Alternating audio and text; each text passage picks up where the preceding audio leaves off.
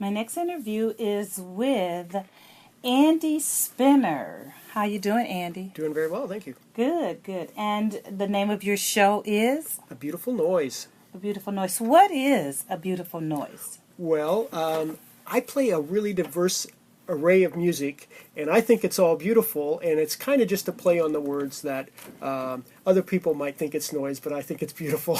I like that. I like that concept, how it comes together. When does A Beautiful Noise air? It is on Saturday morning at 11 a.m., and it repeats on Sunday evening at 6 p.m. Okay. And when you designed A Beautiful Noise, when you designed your show, what did you see as the outline?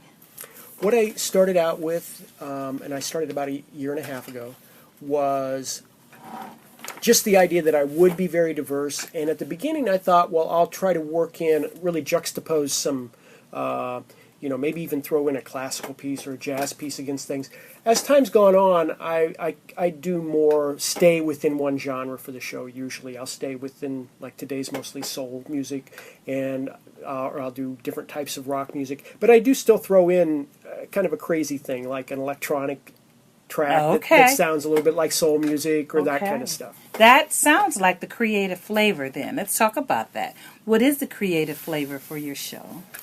Well, I think it's just a challenge every week to try to think of something that I would enjoy listening to, and not just make it, playing a couple sides of an album or something, but to really work in, 10 or 12 different artists that people might not always think of coming together on one show. Okay.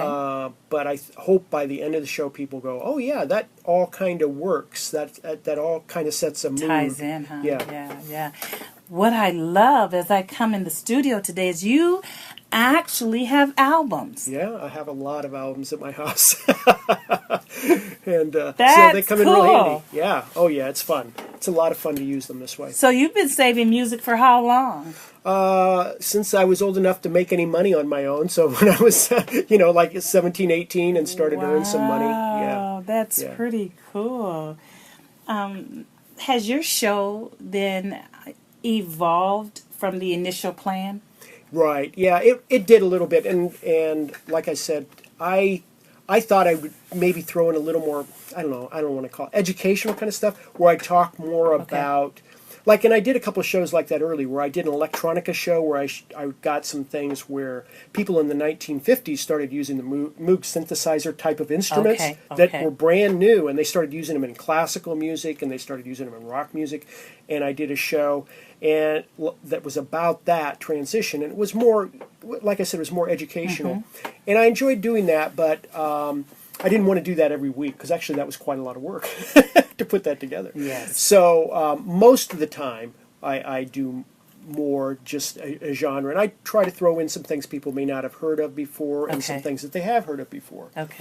Just to introduce new artists and things like that.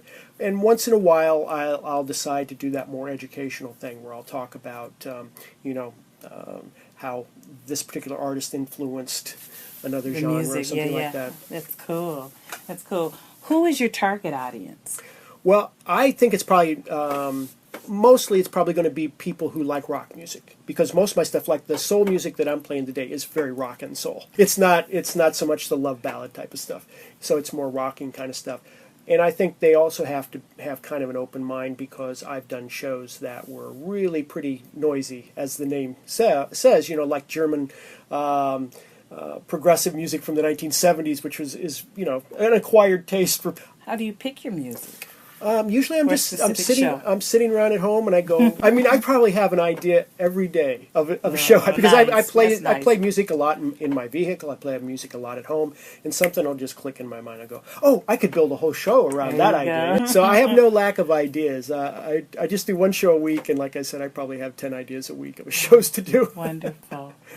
Andy, emotions move people. Have you considered what emotion that you want to ignite or catch fire or trigger? Well, what I really want to catch people, try to encourage people, is to be, is it emotion? Be open-minded, be kind of out there, willing to just try new adventures and new artists. In this case of this show, Like the last recording I did before today was all local talent. I did a show just about local rock bands, Okay. about 12 of them or so. And, and I encouraged in that show, I said, go out and see these people. Right. Go out and experience it live, Nice. out in the community, and support these people out in the community that are creating this, because it isn't all about these national artists that we know of and that are Right. making a living at it. It's also about these people that just every day get up and they want to create something, and they do it for our community, and I want them to be supported. So I also, that's why I do mix a lot of local artists into the show. Like Okay. I'll play, classic rock or something, but I'll mix in a couple local bands that sound a little bit like that. Right, right. Yeah. And that's what our our station is about: community, connecting community. Yeah, that's So why that's I a was wonderful initially connection. attracted to it, because it's about, for me, it's about building more in Fort Wayne, more support for artists, and I'm going to probably start doing a morning show pretty soon, Okay. and I had done another show on the station for about 6 months. It was all about downtown arts, entertainment, and theater, and I just talked and got interviews of people that create, that do plays, that have visual art, and do music.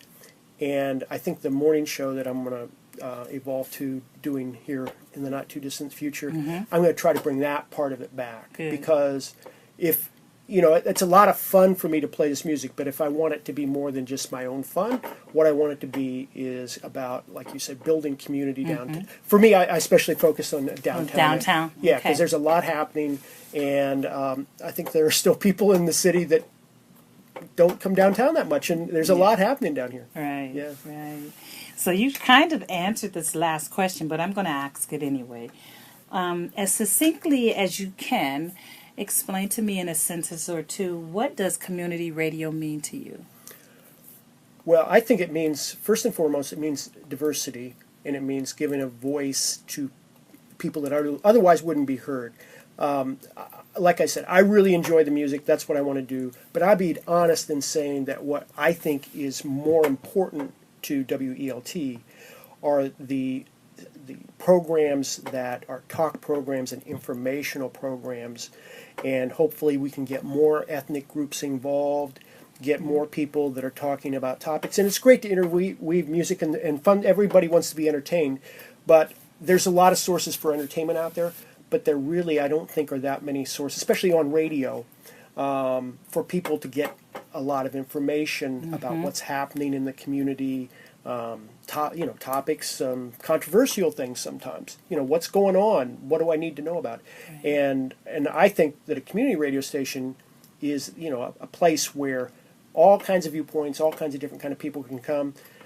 It's not about how much money can you make with your particular show. Right. It's about putting a point of view out there or giving information to people that will help those people. So I think that's what the station needs to keep trying to work more and more toward. This is Andy Spinner of A Beautiful Noise. Thank you, sir. You're welcome.